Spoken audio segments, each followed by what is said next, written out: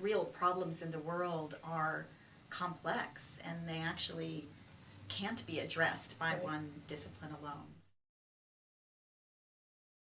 A Big Ideas course is a general education course centered around themes rather than individual disciplines. So you think of a theme or a question, topic that's really pressing to students, and then you find people from different departments who can help answer that question. Because as we all know, some of the most exciting and biggest ideas right now are multidisciplinary.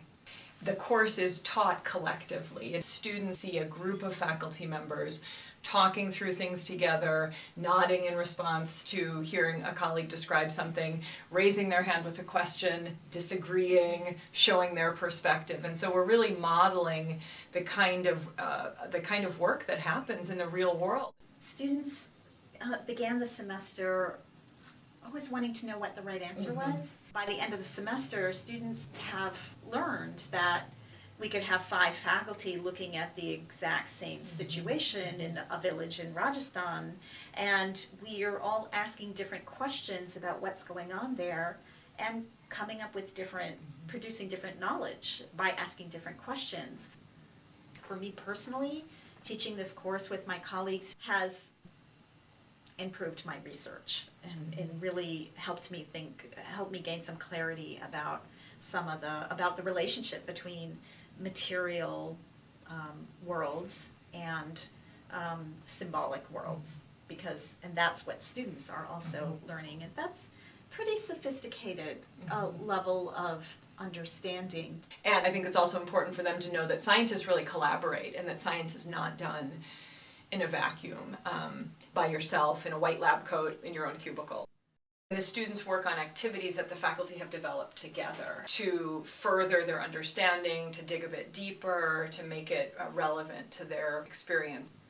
I mean, I think even the process of trying to come up with these activities for the class, you really have to communicate with your colleagues about really foundational assumptions in your discipline. In addition to the multidisciplinary aspect, during that time when the students are working on activities, then faculty circulate in the room, and something that the students report over and over again is that it was very meaningful to be able to interact with the faculty members on a one-to-one basis in almost every class period.